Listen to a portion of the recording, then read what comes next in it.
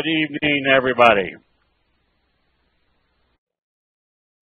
Tonight, I'm going to use tonight as kind of a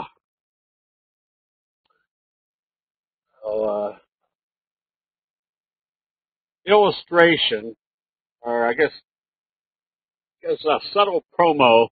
Not this weekend, next weekend. We're going to be doing our 2-day training on the candlesticks, starting from A to Z. But I am going to be doing a lot more of the emotional aspects to the trading using the candlestick signals, as well as the expectations. And the reason I am doing this is because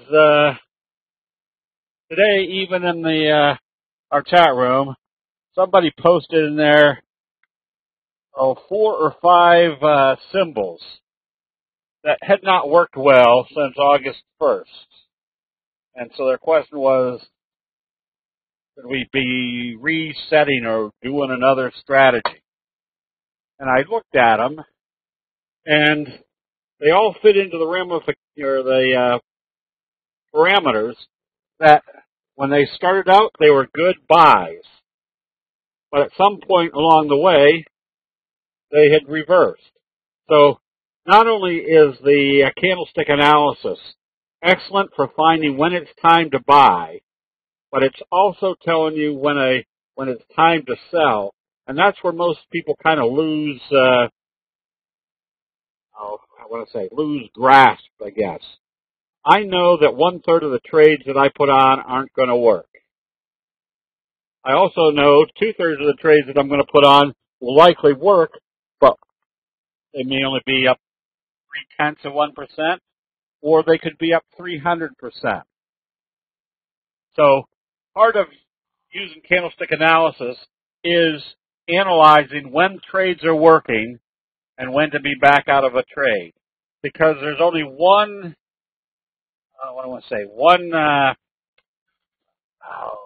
total to work with, and that's the amount of money you have invested in the market. So if you've got money in the market, you probably want to have that money going to the most profitable application as possible. Not every trade's going to work. So if you understand that, you can't just pick stocks that go up. That's right. As who was it? W.C. Fields said, investing's easy. You buy stocks that go up. If they don't go up, you don't buy it. So, anyways, we're going to be going through the thread of not only identifying what stocks or what signals and patterns work, but also the analysis of what you do once below the T-line. The transportation index held up above the T-line, trading flat, and the NASDAQ traded much lower. So what's the logical analysis of what the market's doing? The market's probably just moving in a sideways mode, with some sectors moving up right now and some sectors moving down. So the advantage we have with our candlestick analysis is that we can analyze which sectors are moving up and which ones are moving down. So if we know that the market is kind of waffly, meaning the NASDAQ stocks are heading down and Dow stocks or the bigger stocks are heading up, we can at least make a game plan or an investment plan that utilizes both long and shorts. Okay, before we do that, let's take a gander here at the Steve, yeah, get with me tomorrow. Back lower after trading up here. This is the October contract. So what's the first assumption? Is that maybe the oil stocks aren't going to be acting very strong right now. Gold, as you can see, is pretty much trading absolutely sideways. So what's that tell you about gold stocks? You probably don't want to be in gold stocks right now. Now, things like Labu selling off hard. Right now, it looks like the biotechs are selling off.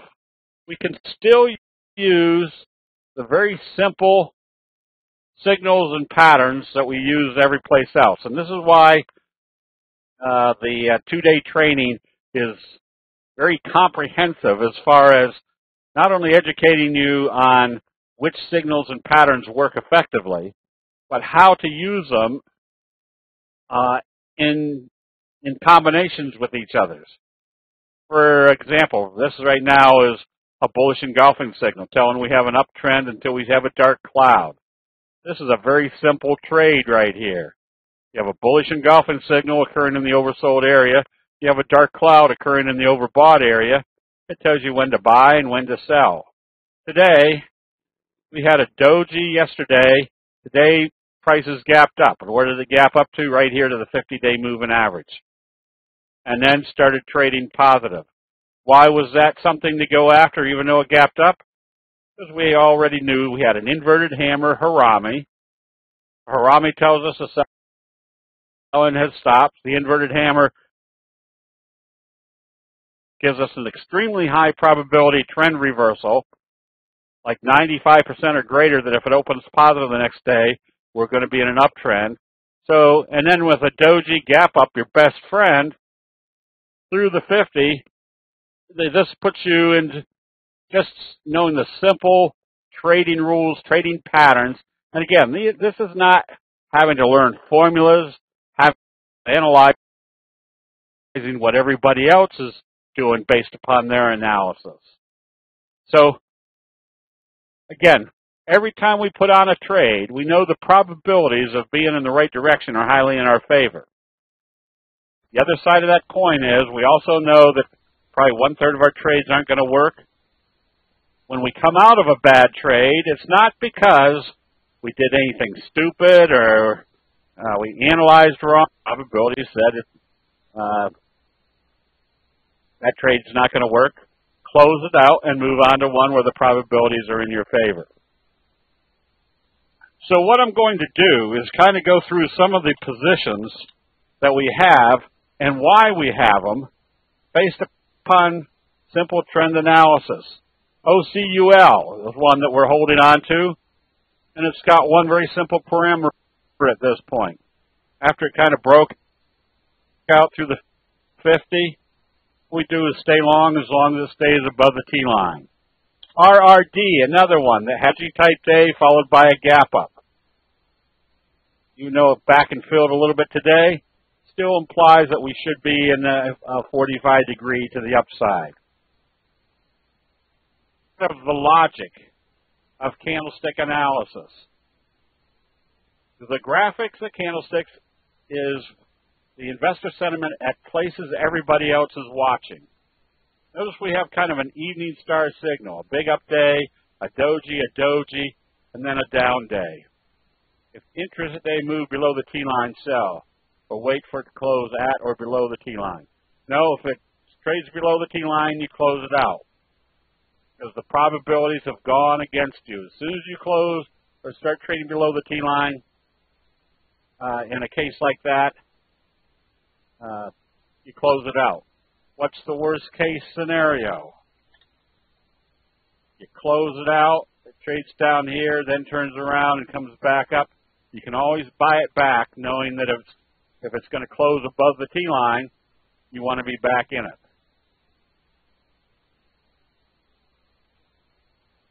BZUN. So BZUN was a very clear-cut example of a candlestick sell signal in the overbought condition and a close below the T-line. What are your probabilities when it closes below the T-line? I thought this was a day trading pattern seminar. Pretty much a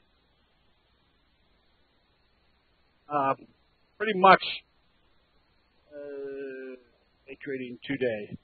Yeah, it's kind of MP saying, yeah, everything that's being applied here is being applied for day trading.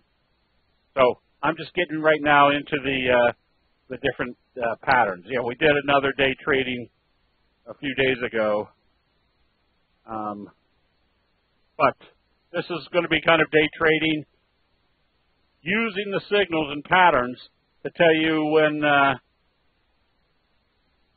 what to be doing.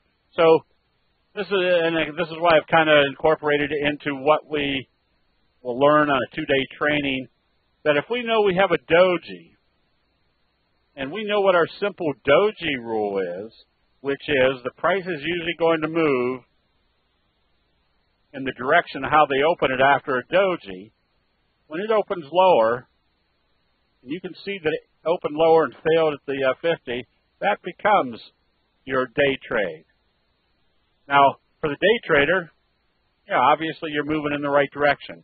That's the exact reason the email says new day trading say you can use tomorrow. Yes, you can use this tomorrow, and I'll show you a few MPs. This is, yeah, we're getting there. MP, you're going to, yeah, this set, you'll see. Yeah, these signals, David, work for any time frame.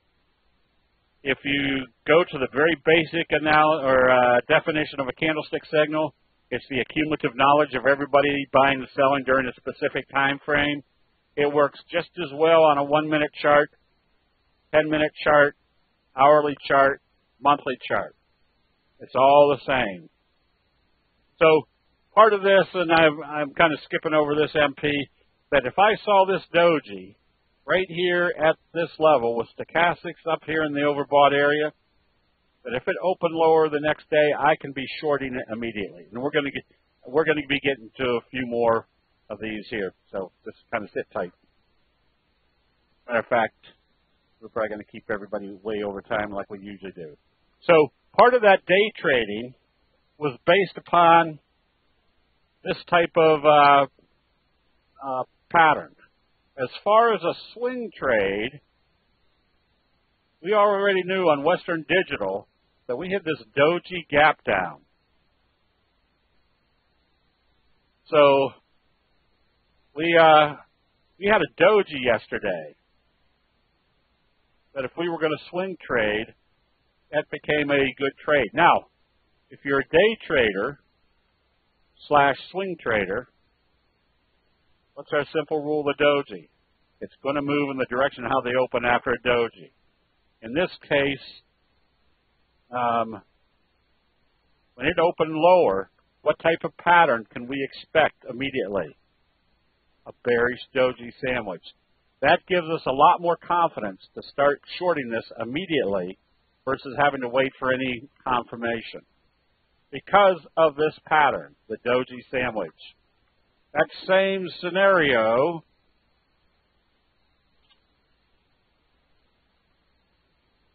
no, it wasn't on this one. This one was more based upon knowing what everybody else was watching. We recommended shorting Weight Watchers because it was in a downtrend. Here's a case where, same scenario, look at your doji sandwich, that when it opened lower, it started trading lower immediately. Now, this is the type of thing that we try to teach everybody. Notice this shooting star gravestone doji, and it opens lower the next day. The stochastics start to roll over. The probabilities are extremely strong that it's going to trade lower. And if it's going to trade lower, where do you think your first target's going to be? Right, at least back to the T-line. So that makes it a high probability day trade. A doji the next day. It may not have, as a day trade, you see this setup. You know that if it opens lower the next day, you can be shorting it immediately for a day trade and or a swing trade. So what you're really seeing here is you've got so many setups that you can either day trade it And if you're day trading intraday, at least you know the direction of what the price move is going to be. So if I was shorting this and day trading it, meaning I was probably going to be in and out a few times during the day, I can go to, that's the 15-minute chart. Well, this one was pretty steady on the way down. But I can go to my 10-minute chart. That's still pretty steady. I'll get back to a day trade chart setup here in a minute. Okay, so here is your day trade setup. ATHM. Below the T-line, came up. If this traded lower tomorrow, it tells us our downtrend is still in progress. You can short this immediately because it's been giving you a downtrend, and here's one that's probably even more plain to see. Yelp. You can see the dumpling top. You can see the bearish confirmation, the doji. So if this opens lower tomorrow, we can expect a bearish doji sandwich. And if this trading day is the same magnitude as this trading day, that means our likely target is right down here to the 200-day moving average. How could we identify which close above T-line will work good? Because it's usually going to be based upon whatever candlestick signals you saw prior to that close right there at the T-line. So here's a doji sitting right on the T-line. What's our simple rule of doji? Hey, it's sitting right on the T-line, close enough to it. If it opened lower the next day, which direction is it going to move? It's probably going to move south, which means it's likely going to come back down through the T-line. So if you're day trading the biggies, like Netflix, you can see where this failed. Right here at the 50, and then a big down day through the T-line. The Candlestick's heading down. Today it did a doji. Simple doji rule. If it opens lower tomorrow, you can be day trading this to the downside. Again, expecting a day maybe of that same magnitude. Tesla, right now I would use this low right here. If it came down through there, that tells us our downtrend is still in progress. Apple closed right on the T-line after a little bearish left-right combo. Again, remember, a bearish left-right combo is a doji followed by a bearish engulfing signal, one of your strong reversal signals. Apple closed right on the T-line. So what's our simple analysis of this, getting ready to trade this, either on a swing trade or a day trade? If it opens lower, it's telling us after the sell signal they're not holding at the T-line. You can start shorting it, especially with your stochastics heading lower. Again, this is still all based upon your analysis of what's happening to the signals.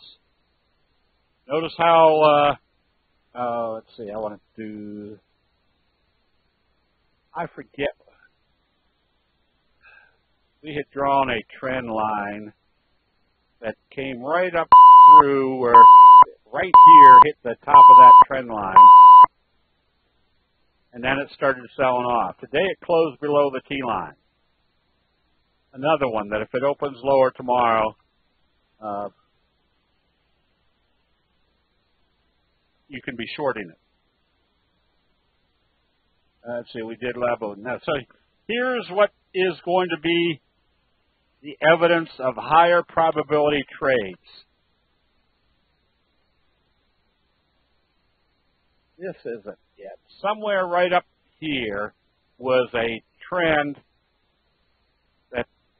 The video just hit the top of that trend resistance level. I know you use 8 exponential. What stochastics are 12.33, and that's nothing set in stone other than 40 some odd years ago. No, that couldn't have been. Years ago? Hardly that old. I sat down. The normal, when I first started investigating candlesticks, was 14.55, but that was a little bit slower than what I wanted, so I just tweaked it one night and said, all right, where is the bottom when a bottom occurs, and where's the top when the top occurs?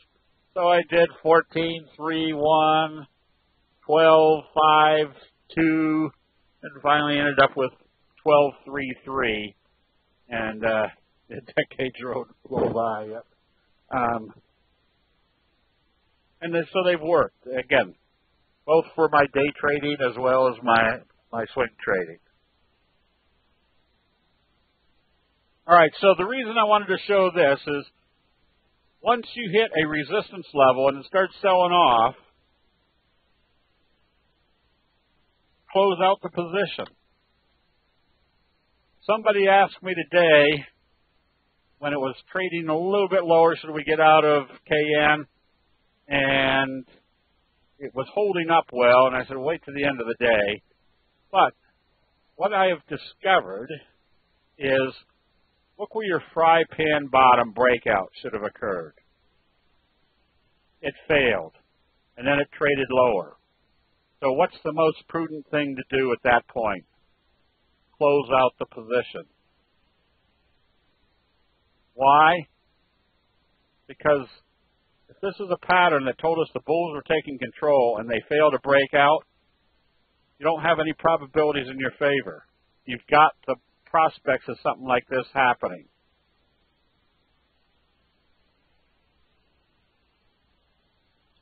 IOVA. Kind of the same scenario. For some reason, there was, it was this. Wasn't this. It was this. I got right up here to the top of this trend and failed. Close out the position. Because that is observe the obvious. When it got up to the top of that trend channel and did a doji and then sold off, what did that tell you about the uptrend? It wasn't there anymore. Do you have scans for fry pan bottoms? We do. I don't have them right here, but that's, Carl, that's something that people in the chat room during the day can get to you. The only reason I don't have it is because I usually recognize a fry pan bottom well before it's setting or while it's setting up. So I just put it on my watch list. Yes, I think it is the TC2000 code for a fry pan bottom. All right, so this again, use the term quite often, observe the obvious. When it hit a resistance level, we started seeing sell signals. Cast iron or frying iron, I think they want to call it a walk. Micron. Observe the obvious. When it hit the 50-day moving average and did a doji and then opened lower the next day, that was immediate evidence that they weren't going this direction. When they started trading it lower, that was time to close it out. What's the worst case scenario? If it turned around and came back up to the 50, you could always buy it back. The fact that once it hit this resistance level and started doing sell signals, and then a close below the T-line, told you it's time to be out of this. Probably you would have been out right here. When it came back up, you could always get ready to buy it back if it traded positive.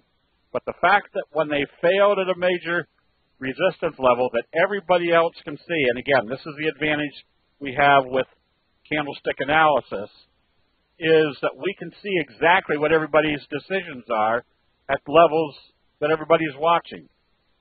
So that doji immediately told us there was indecision when it got to the 50. So what was our trading strategy if we were long? We knew that it was going to move in the direction how they opened after that doji. If they opened it lower, it was time to close out the position. So this, again, I keep saying this is not rocket science. The Japanese rice traders have shown us these pieces of evidence of what happens or what the signals are. Again, here's a case where we had kind of a fry pan bottom. It failed to break out.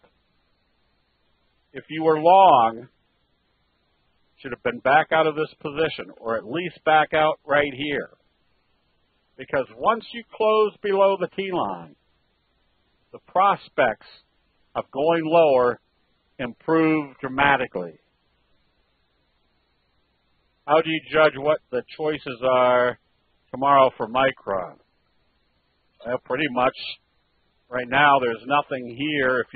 If you're short, I would be staying short because your stochastics are still heading down. You broke that level. What would be the next analysis?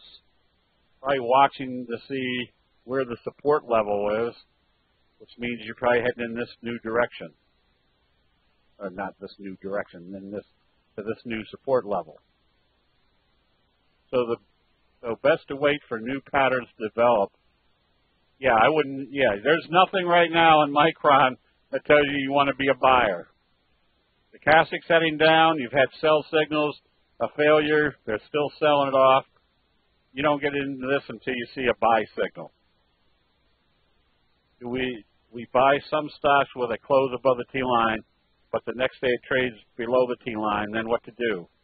If it's negating your buy signal, you close it back out. The T-line is the black line. So your moving averages on here is the blue line is the 50-day simple moving average. The red line is the 200-day simple moving average. The reason those two moving averages are on this chart is because every major money manager around the world uses those moving averages to make their decisions about their portfolio. The black line is the T-line, the 8 exponential moving average. We call it the T-line because it's got a very simple process. If you see a candlestick buy signal and a close above the T-line, you can stay long until you see a candlestick sell signal and a close below the T-line.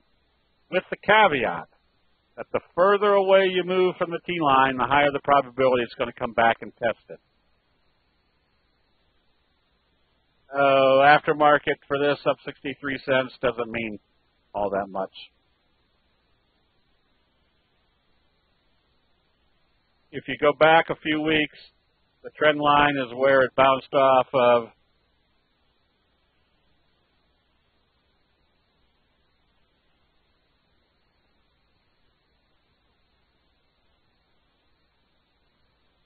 Well, yeah, that started a few weeks ago. That's so it broke through that support level.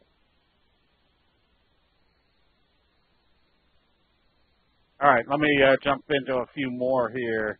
We also illustrated Labu.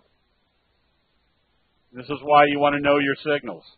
This right here is called the hanging man. So if you were long, after bouncing up off the 200 and had this signal, only one thing to do. It had to open positive and trade positive to stay in it. If it opened lower, it was confirming the selling. You closed out the position. So there's 12 major signals. Out of the 50 or 60 candlestick signals, if you just learn the 12 major signals, not only will you have more trades than you'll ever be able to handle, but you'll be able to analyze what is happening in that price trend based upon also knowing what the human nature was or the investor sentiment that created those signals. That combination puts you in control of your trend analysis with the same outlook as somebody that's been trading in the markets for 50 years.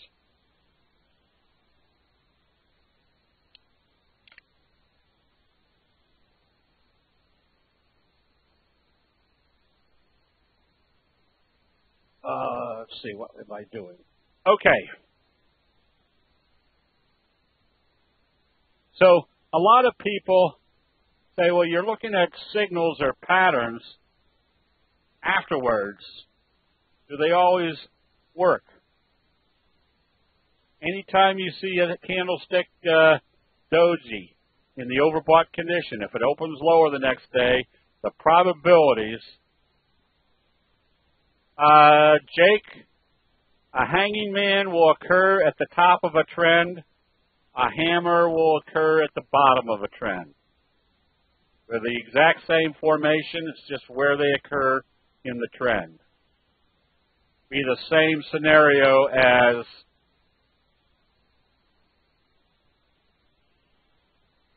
an inverted hammer. An inverted hammer is the same as a shooting star, but an inverted hammer occurs when the stochastics are in the oversold area. A shooting star would occur at the top of the trend. Same formation. So when you're looking at the 12 major signals, you're basically looking at 6 long signals, 6 short signals. And most of them are the exact replica of each other. They just occur at different stages of a trend. And I was trying to go back. That's why having the records of, here's a kicker signal. This is your strongest signal. This happened in ARWR today. And notice where this broke out, above any of the trading range. So what's this tell us? There's been an extremely strong change of investor sentiment, which is more than likely going to create a very strong uptrend.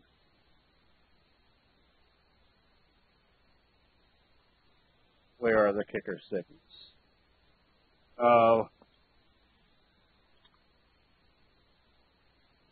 This is a kicker signal. This is what you expect after a kicker signal, strong price move. Is an inverted hammer the same as a gravestone? It could be. A gravestone doji is the ultimate inverted hammer if it's at the bottom of a trend. Oh, Don,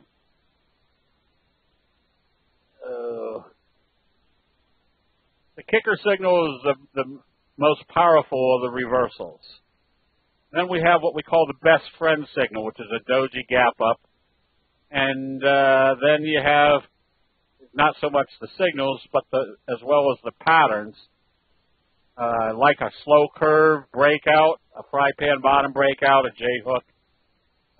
Again, these are all patterns that set up consistently and have consistent results.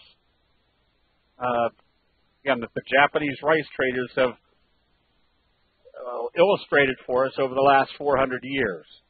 And it's based upon one very simple factor, that human nature works the same way time after time. What is this one? CLDR. Get a kicker signal today. So this is what we expect coming out of a fry pan bottom. Here's your fry pan bottom. Notice where the breakout level was, right about here. And what's our strongest signal? A kicker signal is where this day opens here and closes here. The next day they gap it up at or above the previous day's open and goes the opposite direction.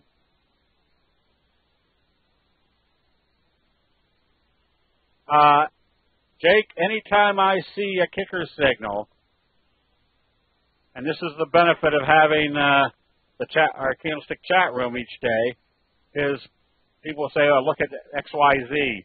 It's gapped up and trading positive. Well, if I can see that it's doing a kicker signal, I'll buy it as fast as I can. Now, this is where, do you buy it here? Do you buy it here? Do you buy it here? A lot of people say, oh, man, I don't want to buy something that's gapped up 5, 10, 15, 20%. Well, you do if you know what signal it's doing and what type of pattern it breaks out. So this is a perfect setup. There's your fry pan bottom with a kicker signal breakout. Now, do I want to be buying here or here or here or here? Well, if I flip to my 10-minute chart, And there's the initial move up. I might be buying here, but I wouldn't be buying here. Looks like it's backing off. But what happened when it got to the 10-minute T-line? They're buying again. So I'm not afraid to be buying here. Might be buying here, might not be buying here.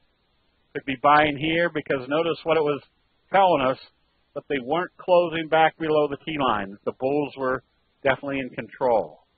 This is kind of the same way that you day trade if you're trading futures. I trade commodities during the day.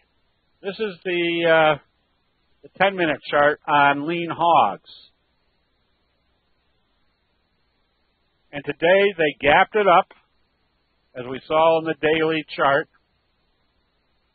And so how long did you hold this? Well, notice what they did not do during the day. They didn't close it below the T-line. Now, if they'd gotten here and then did a bearish doji sandwich, yeah, probably would have come out of the trade. When would I get back in? When they came back up through the T-line. So remember, the candlestick signals are the accumulative knowledge of everybody buying and selling during a specific time frame. It all depends on how fast you want to trade. You could trade off the 1 minute. I used to trade the E-minis off the 1 minute, 3 minute, 10-minute chart combination. I'm getting a little bit older, not too much older. I may just trade off the 10-minute chart.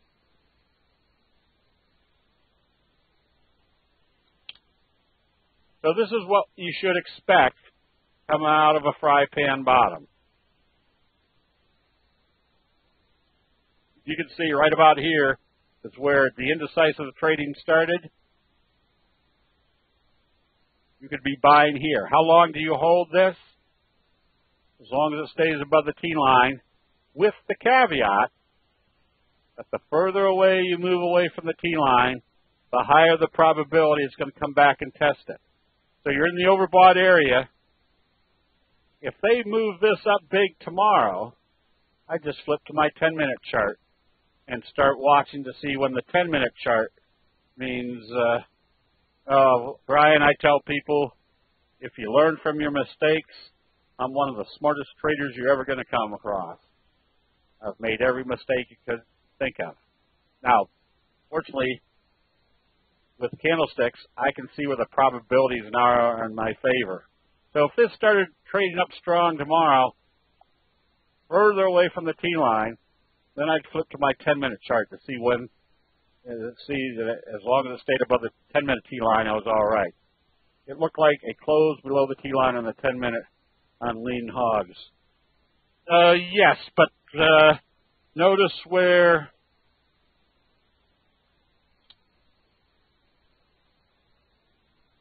right in here, but notice where you are at during the trading day.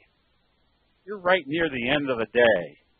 So even if you're trading right here and it started trading lower, what would your daily chart look like at that time? It would still be trading up here somewhere. So your daily chart is still telling you you stayed up above the T-line. If you came out with on the 10-minute chart, let's say you bought here and it ran up there. This is what we call a flutter kicker signal. Notice what happened today on CTRP. A flutter kicker signal is a derivative of the kicker signal. So it did a doji today. And what's our simple rule of the doji? If you're a day trader, this is a perfect setup for a positive trade tomorrow. Because if it opens positive, what are our probabilities? It's going to trade positive. As a swing trader, if it opens positive and it starts trading positive, it's going to create a green candle. And if it creates a green candle, after opening positive, it becomes a flutter kicker, because if you took out this little flutter, you basically have a kicker signal. That usually indicates a very strong change of investor sentiment.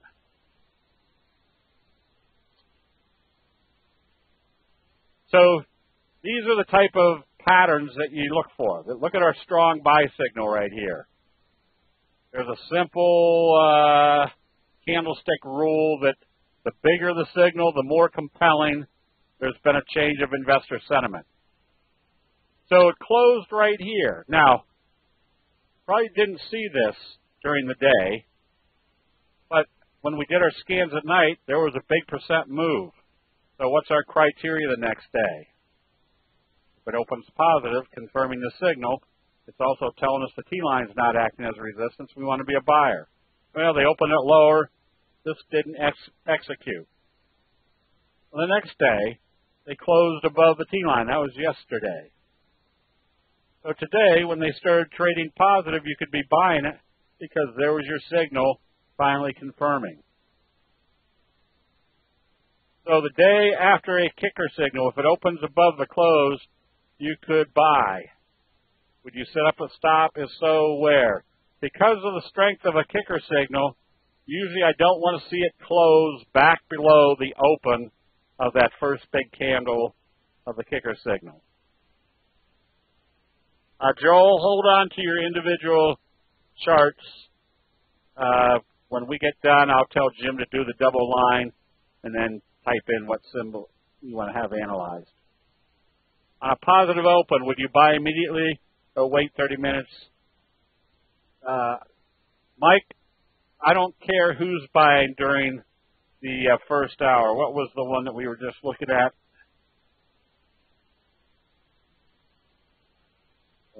CTRP. If I was buying this one tomorrow and I saw it open here, I may give it 30 seconds, 90 seconds, 3 minutes. I want to make sure they're buying. What I don't want to see is it open positive. How come I can never remember a symbol? I don't want to see it open positive, then immediately start selling off. If it does, my buy point is if they come back up through that open, then I can be buying it. How to identify that when will the trend line or SMA resistance will break? Oh, if it closes right on, what was the one that we just did?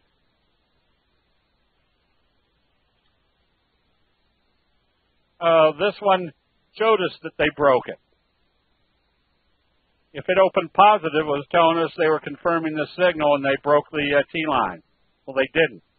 The next day, they closed above the T-line. They told me I had a buy signal and a close above the T-line. If it started trading positive the next day, I wanted to be buying it. Because this is what's telling us the bulls are starting to take control. A positive open here and starting to trade positive just confirms that. EGS. Same scenario, bullish engulfing. Closed right on the T-line. Next day it didn't confirm. The next day we had another bullish engulfing. Closed above the T-line. So if it opened positive, more than likely a bullish engulfing, stochastics coming up, and close above the T-line and positive trading, they are still taking this one higher.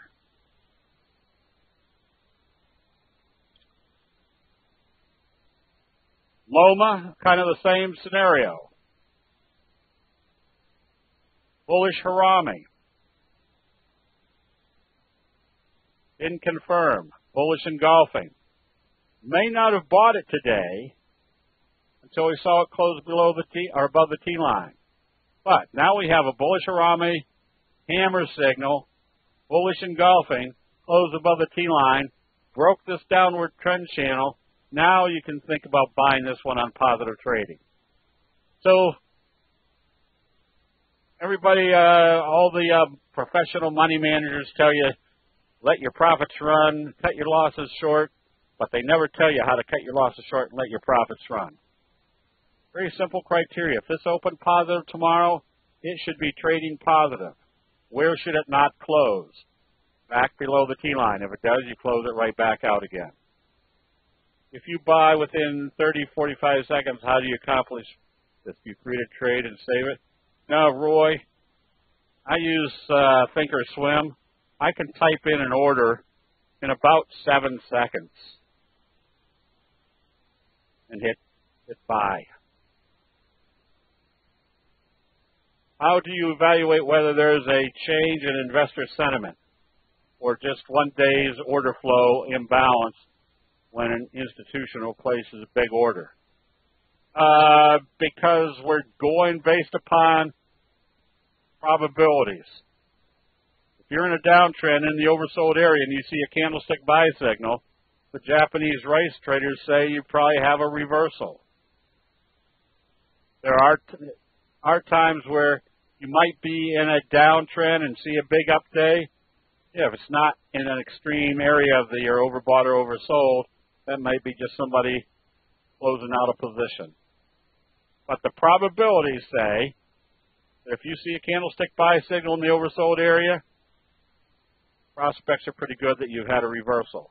If you see a candlestick sell signal in the overbought condition, probabilities say there's probably going to be a reversal. When swing trading, do you also buy and sell during the day or just stick with the daily chart? Joe, I'm usually swing trading my bigger positions, meaning stock positions. My normal trading is trading every 2 to 10 trading days. That's about how long my positions stay on. Now, if we get a steady eddy, which we'll get to, I might hold that position for a month as long as it doesn't close back below the T-line. What search did you do to come up with 3 examples? 3 examples of what, CB? These. Oh.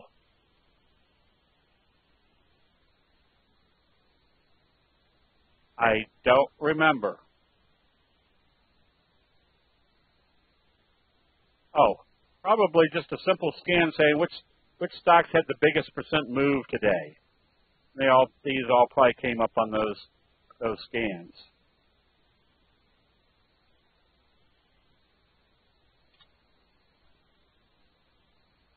There's a kicker signal in fun. So what makes this significant? Well, you don't really have anything going on except for the fact that you had a kicker signal. So if this starts trading positive tomorrow, what's it telling us about this breakout area?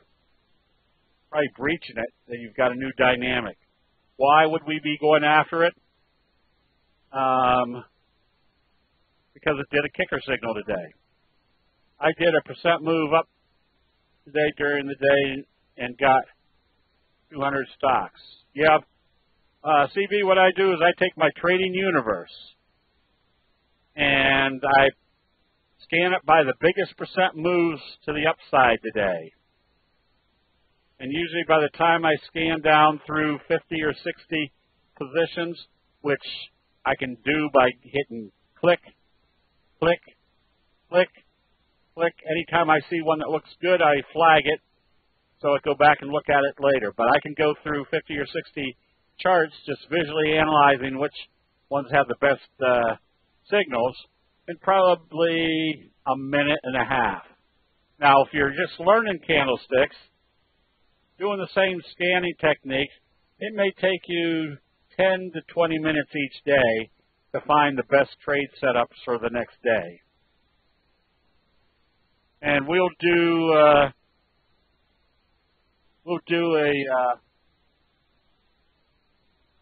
a scanning lesson here pretty soon. The weather's starting to turn bad. So here's when do you take profits? Well, look at our little fry pan bottom slow curve breakout. Where do you put your stop loss when you're in the overbought condition? And look how far away you've moved from the T-line.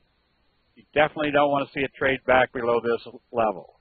If they gap it down from up here, back below here, what do you want to do immediately? Close out the position. Because if you're in an uptrend, the bears shouldn't have enough strength to gap it down below the previous day's open and close out, or because if they have that enough strength, where do you think the first target's going to be? Back to the T-line. Again, the further away you move from the T-line, you get more conscious of getting ready for taking profits.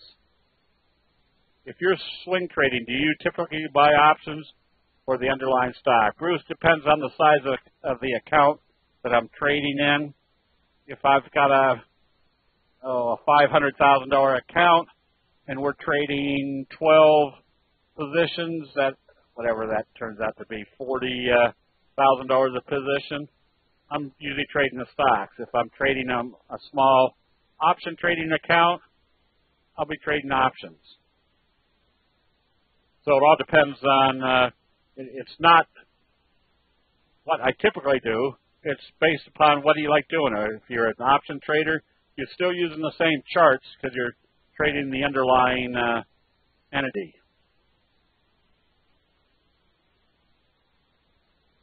How do you determine where the 200-day moving average is on a chart when it does not show?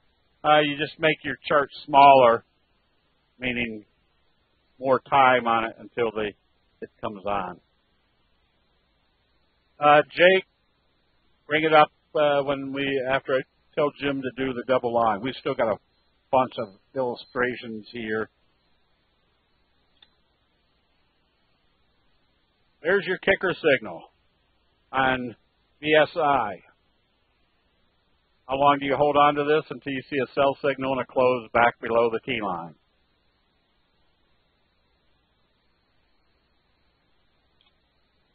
There's your kicker signal on Jern.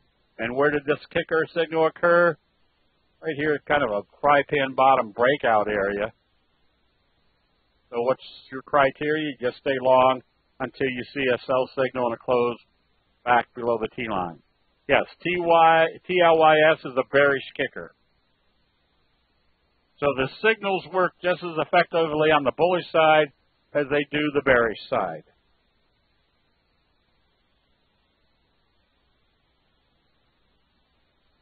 We also will be showing people, again, which signals and patterns work most effectively.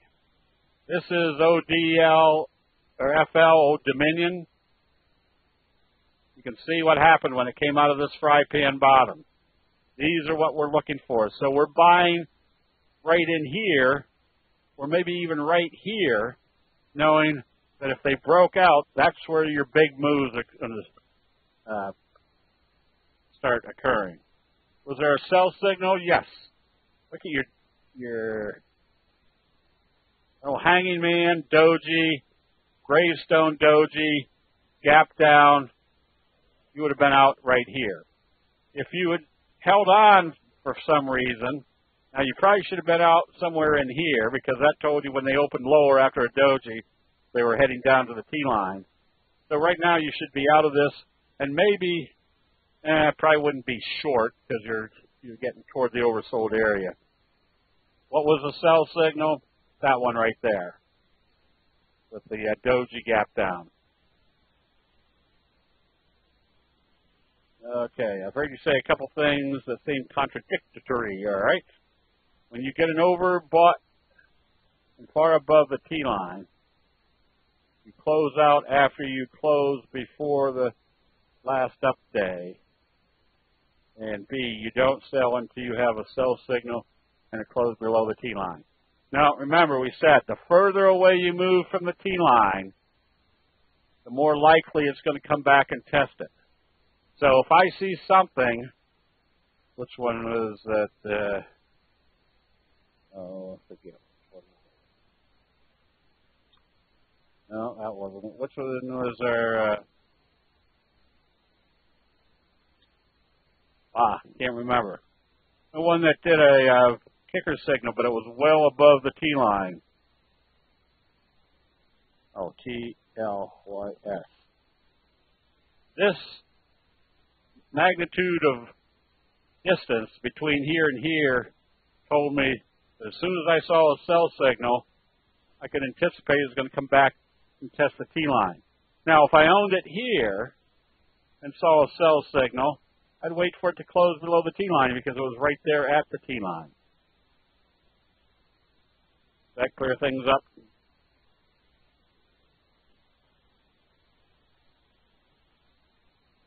CDMO, again, we bought this one because of the fry pan bottom breakout.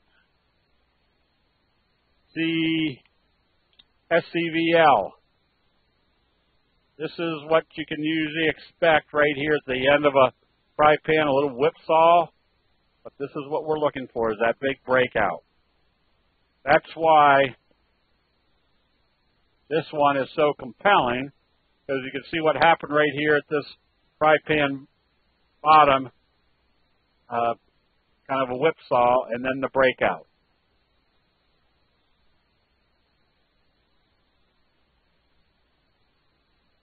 This is why when we do our training, we show how the doji becomes very effective.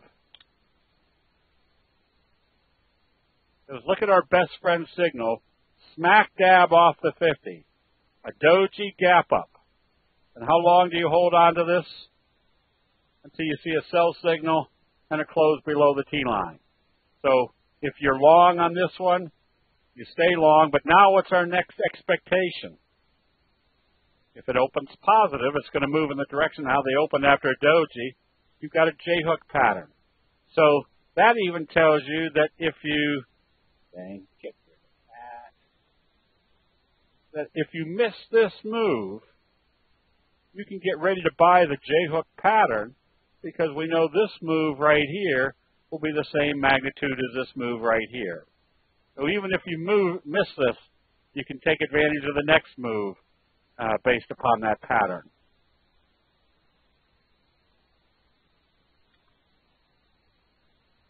INO. There's your best friend gap up. Kind of consolidated here. Then there's your left-right combo through the 200. Now you've got a bearish engulfing signal in the overbought condition. You definitely don't want to see this trade back below the T-line. That would tell you the bears are in control. We also demonstrate how the belt hold signal. Belt hold's very simple to identify. Here's your trading range. They gap it way out of the trading range and bring it back up into the trading range. In this case, the term is into the trading range. Sometimes it does a piercing signal, sometimes it does a bullish engulfing signal. But the fact that they opened it way down here and brought it back up basically told you the bulls wiped out a lot of sellers, so there's not as many sellers in the way anymore. Your next price move is in progress.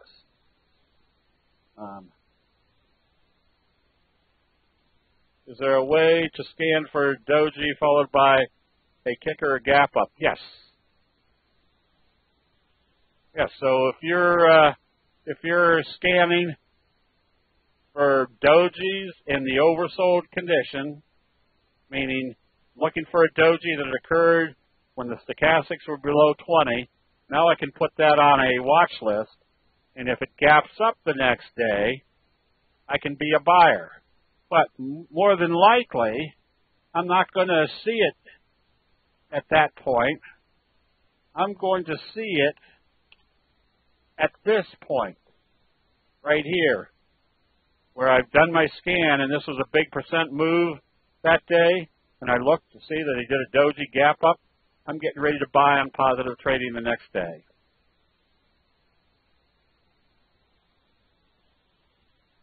Oh, Rob, you'll have to ask Jim how to do that. So, what were we looking at? The belt hold signals.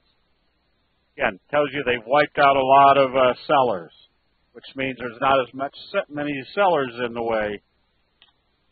So, AMBA the other day did a belt hold. We started buying the calls just because of the probabilities. Now, look where it is. Right here at the top of this breakout level. If this opens positive, that tells us we're going to be in a good strong uptrend because it broke out of this range.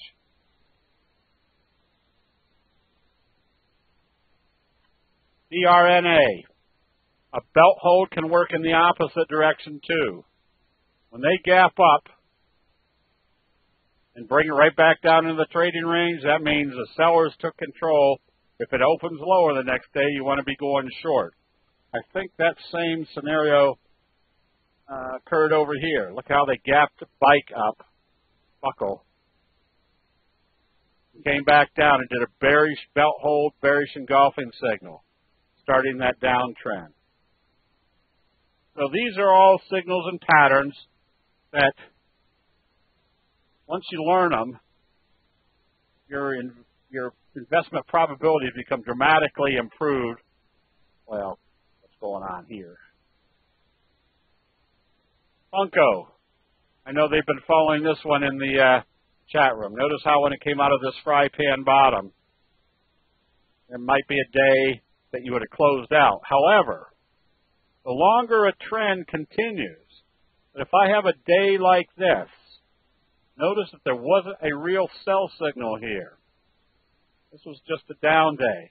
Now, when it first day in a month that it closed below the T-line, what's my criteria? If I'm staying long, it better open positive and trade positive the next day. If I closed out the position, I can always buy it back when it comes back up above the T-line because that tells me my uptrend's up. Ramon, I'm usually working off the 10-minute chart. And I'm trying to think.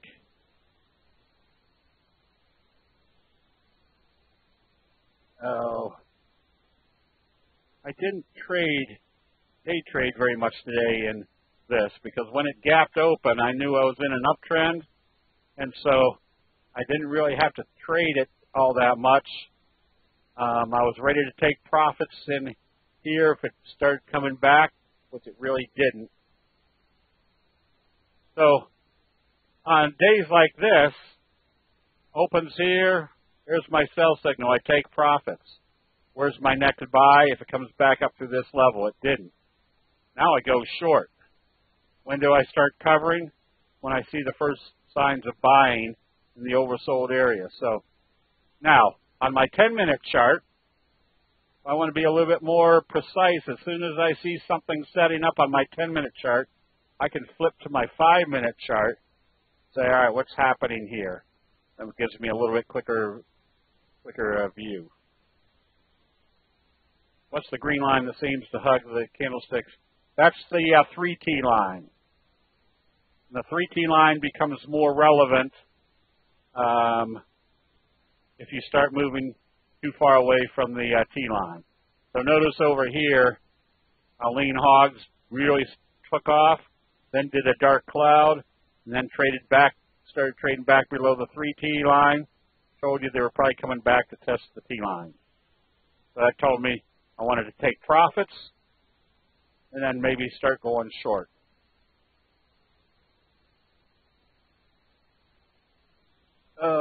S-Fix. Another one that we bought. Well, what are all these things? Geez. Coming out of the fry pan bottom, just a nice steady eddy as long as it stays above the T-line. DNLI. Came out of the bobble pattern. Notice how this one started. There's your best friend. Kind of a little mini scoop pattern.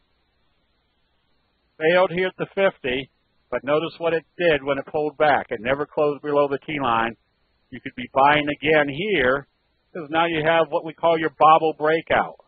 A bobble breakout is a more defined J-hook pattern, but if you took the 50 out of here, it's just a J-hook pattern. But the fact that you had the 50 here, you could see much more clearly where they were selling, and then when they broke back up through that level, that told you your uptrend remained in progress.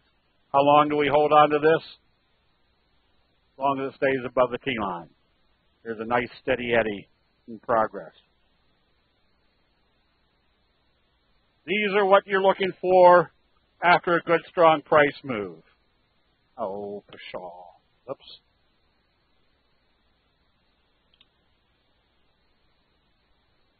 There's your best friend gap up. You broke out of this little resistance level. Note that it kind of did a wedge formation.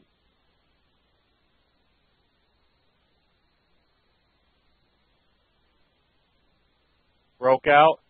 This is your 45 degree. So once they break out, this is a common price move, a 45 degree with a very simple parameter. You stay long, as long as it stays above the T-line.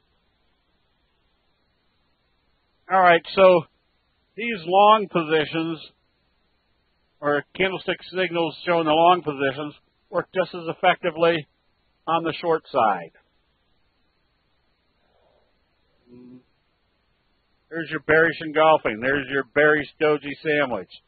There's your wave 1, wave 2 going into wave 3. That's M-chip. This is SMEGMO, SGMO. Notice your best friend gap down. That usually tells you there's very powerful selling based upon that signal.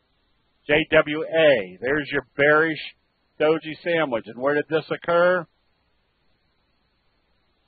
After they closed below the T-line and failed here at the 200. So, again, we have the advantage of seeing exactly what investor sentiment is at specific levels. There's, again, kind of a bearish doji sandwich. This is Wynn Resorts. You can see how it was rolling over. You can see your doji, and then it closed below the T-line. That told you the prospects of a downtrend. When you see a best friend, yeah, I'm looking at it. If I see it, I'm buying immediately. More than likely, I won't identify a best friend until that night when we do the scans, either for the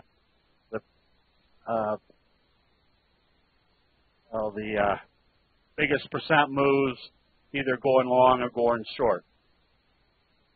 MLCO, you can see the rollover. You can see the close below the T-line. That's, if you were long, you definitely closed out here for two reasons. One, you can see that it was closing below the T-line. Two, you can see the trajectory was going against you. It was time to come out of that position. When they gapped it down the next day, you might be going short, or when they gapped it down today, you might be going short. Again, if they gapped it lower today, what would that tell you had setting up? At least a bearish doji sandwich. So everything we look at is based upon the probabilities of a price move based upon human nature, that once they close below the T-line, the probabilities are pretty strong. You're heading lower. Watt, big bearish belt hold, lower open. Implication is they're going lower on this one. So there's just very simple signals and patterns that will definitely always put you in the right direction at the right time. So I guess, do we have a sign up for the 2-day weekend? The 2-day weekend training is going to be on the 15th and 16th. That's where we go through everything from start to finish. So things that you're seeing on these type of trainings or sessions where you're getting bits and pieces, when you see it all in a chronological order, it makes sense. And it would the main benefit that you get from one of these sessions, 2-day weekend or 2-day weekend sessions, is that once you're done, you're going to have a completely different perspective on what moves prices. And you're always going to be able to look for things that are going to put the probabilities in your favor. So I guess with that, is there any additional questions? Is the 2-day training the same or similar to the one in the past? So that yes. So if you've done it in the past, you attend for free. What are the hours for the weekend? We usually start around 9:30 in the morning, and we usually go somewhere around 3:30, 4:30, 5 o'clock in the afternoon, as long as people don't fall out of their chairs. There, Becky just put the link up. DNLI, is that a dark cloud warning signal? Could be. It's not quite a dark cloud, and it's not quite a bearish engulfing. Remember, a dark cloud has to open above the high of the previous day. And it's not a bearish engulfing because it didn't close. It's just a down day in an uptrend. Now, if it does open lower, which would probably be a function of if the markets look like they're opening up weak tomorrow, Yeah, it might be time to take profits because it probably indicates they're at least going to come back down and test the T-line. Joe, yes. The Friday before, everybody will get the password for coming in for the 2-day.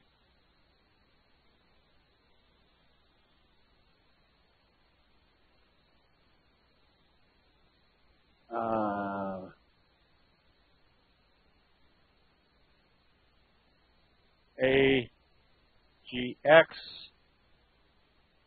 Yes, that is a good best friend signal with an inverted hammer doji.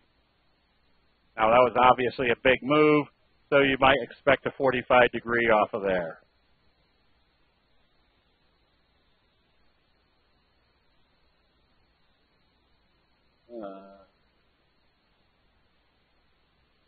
Yeah, so that's, again, if you got, say you got 25,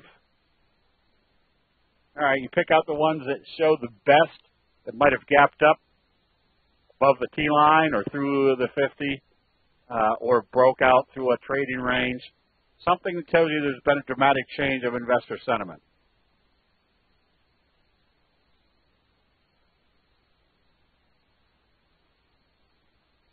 Okay, I guess with that, Jim, go ahead and do the double line.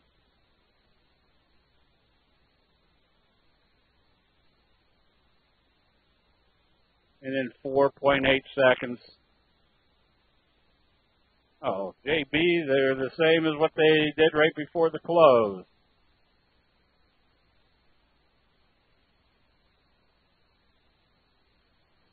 Reggie started rolling over a little bit.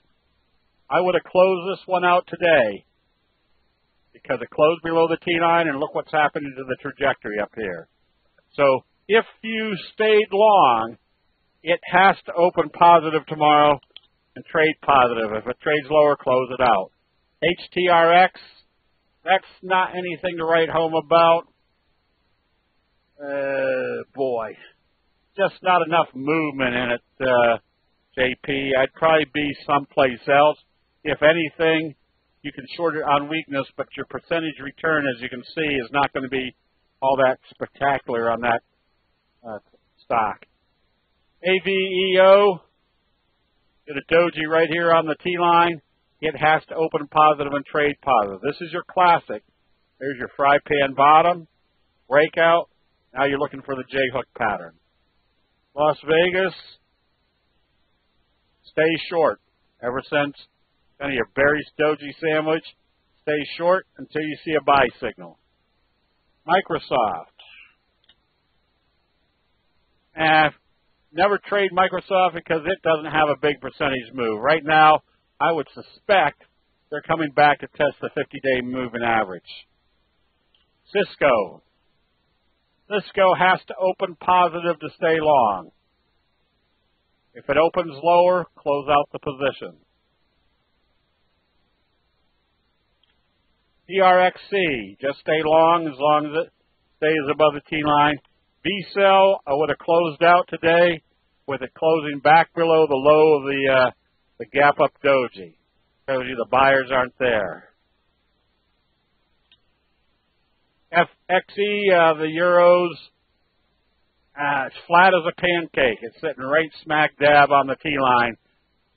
I don't know what to tell you there. Probably wouldn't be trading this one way or the other. Ross Stores. Just stay long as it stays above the T-line. VRTX. Well, this thing is slowing down. This one you get ready to go short on weakness, but probably back to the 50-day moving average. Cara, nothing there. Just not a good-looking chart. Don't even really have any major pattern. And Chipotle, we covered our short position when it hit the 50. Wouldn't be going long until they can get it up above the T-line. Kathy, I don't think that one's going to come up on this system. No.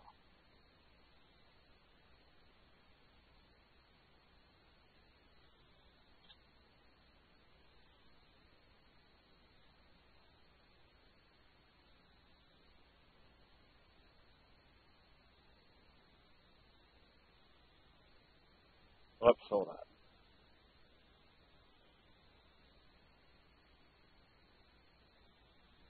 So if somebody wanted the link, there's the link again for the weekend. NSG, why are these not coming up?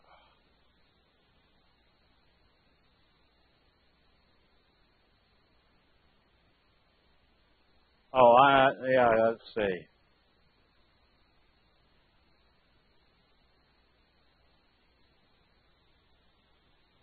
I don't know why these aren't. Let's see. Visa, I would be out of, but I wouldn't be back in it until it gets back up above the T line.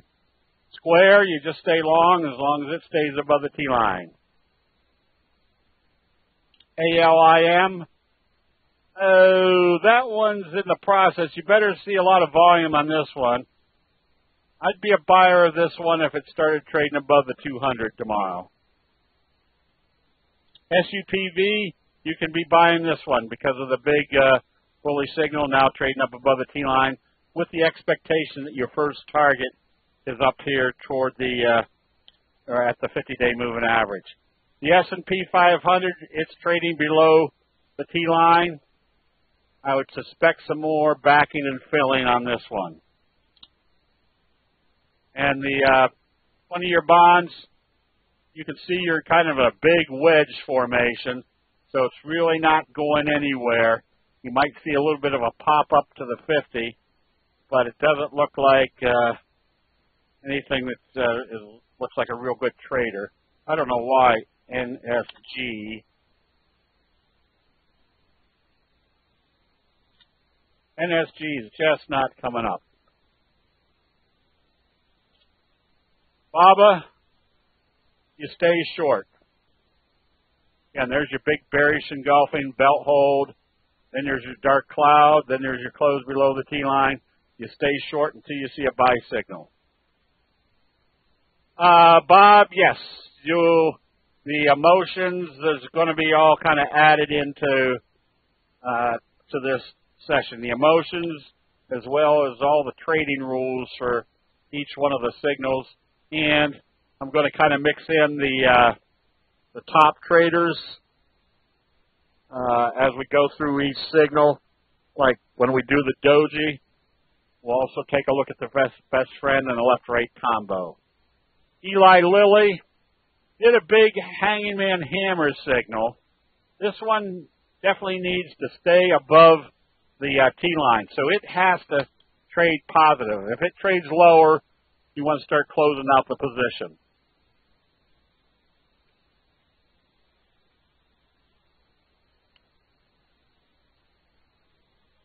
Netflix got beat up pretty bad yesterday. Tried to come up, failed at the T line again today with stochastics coming down. If you're short, you stay short. If you're thinking of going short, if it comes back down through the low of, or the close and the low of today, you can be shorting it with the expectation it's coming down here to test these lows, which would coincide with the 200-day moving average. CGC, you stay long as this stays above the T line. INSG.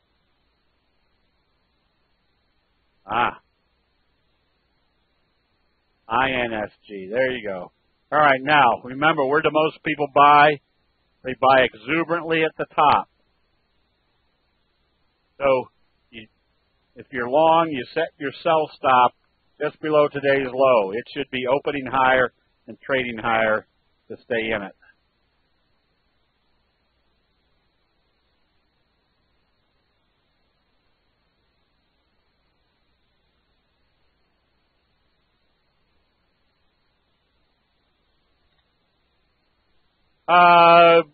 Jake, that's because you're now working with a high moving stock. Now, when we do our percent strategies, when you see a big move like this, the probabilities are that if it opens lower tomorrow and you're long, you close it out immediately.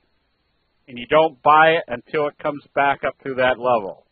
If it opens positive and starts trading positive, you put your stop at the close, because if it comes back down through there, they aren't taking it higher right now. INSEE, nothing there. If you're short, stay short. But I probably wouldn't even be short on this one. I just wouldn't be in it. And CNAT, same scenario. Wouldn't be in this one either. We did square Costco. Costco's up after hours. All right. 2 points. Yes, you watch if it gaps up. Remember, you're at the top of a trend. If it gaps open and immediately starts selling off, you put your stop at today's close. The logic says if it opens and comes back down through there, it's the sellers have taken control. On the other hand, if it opens positive and starts trading positive, you put your stop at the open. It shouldn't come back down through the open. Caterpillar, just not a good trading stock. If you like it, you can be buying it, but it's not going anywhere. I'd be someplace else.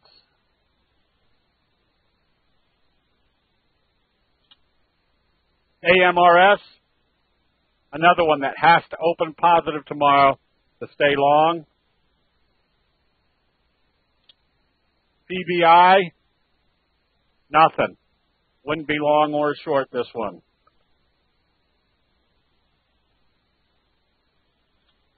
You're below the T-line and it's not going there. Starbucks, here's kind of your fry pan bottom with a little belt hold left-right combo. You stay long on this and use the T-line as your stop. AT&T, this one you won't ever make any big money with. If you like it, it has to open positive and trade positive, doing a bullish doji sandwich. But your percent return is going to be extremely, extremely low. Nike popped up a little bit. I wouldn't be long or short Nike right now. Just nothing there as far as any trade direction. Range Resources, stay short. VITA, you can get ready to go short if it opens lower tomorrow. Notice when they took it up, they failed at the T-line. ESRO needed to open positive and trade positive to get in it. If you're long, you want to see it get up through the 50 pretty quick. If it opens lower, I would close it out and wait to see what it does back at the T-line. Hydra, you just stay long, but it has to open positive tomorrow. PBI, we did that one. Nothing there to get excited about.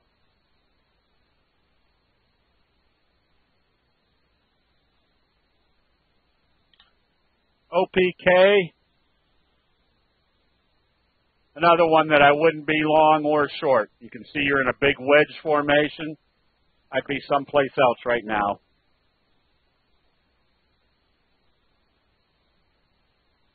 AVAV, look for a 45 degree off of here. Kind of in the same trajectory as what it was doing. Tesla started up today but backed off. You can still short this one on weakness tomorrow.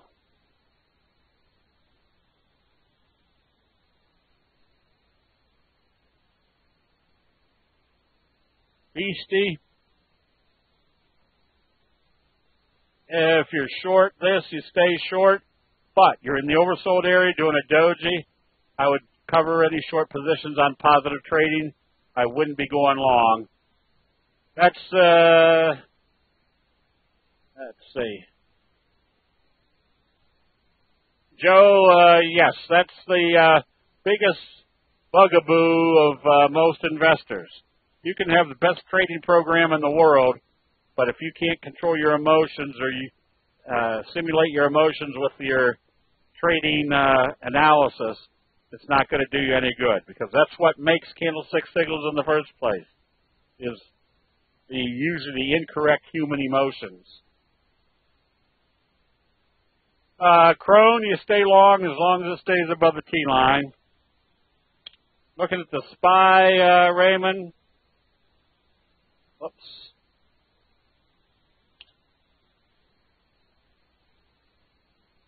Look for it to at least come down maybe in the bottom of the trend channel at this point. EBVG, you stay long, but it has to stay above the T-line.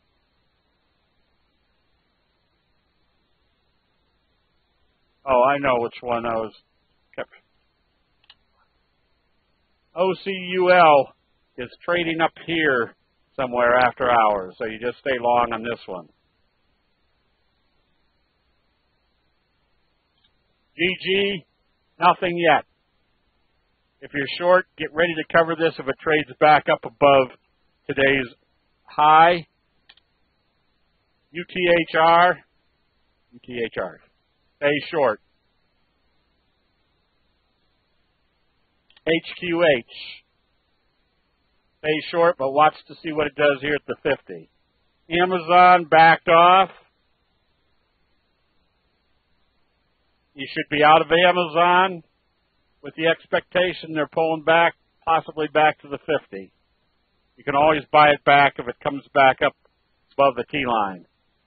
Mid, stay long on this one. That's a nice little breakout. LEJU, nothing. You should be out of this one with it closing back below the T-line. Can't go short because it's below $2 or below $5. Nugget, you stay short. My blue profits should be ahead, but dumb choices have me in the red so far. Joe, the best way to learn is get smacked around a few times. I did that, as I said before. If you learn from your mistakes, I'm one of the smartest traders you ever come across. V-Ray, I wouldn't be long or short this one. No direction. And MWGI, this one you can be going short. I definitely would be out of any long position.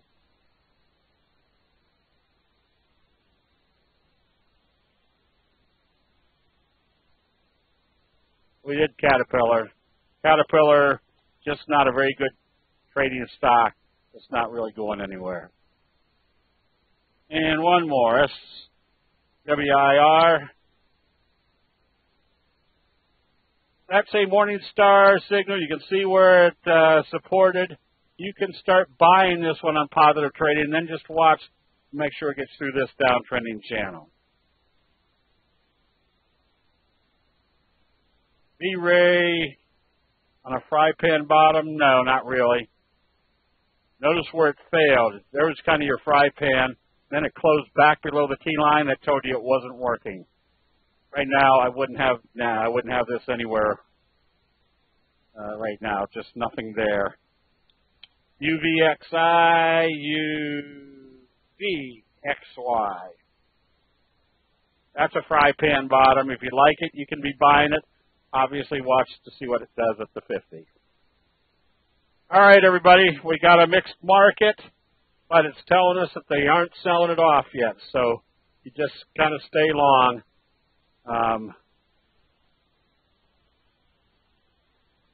And be specific on your sectors.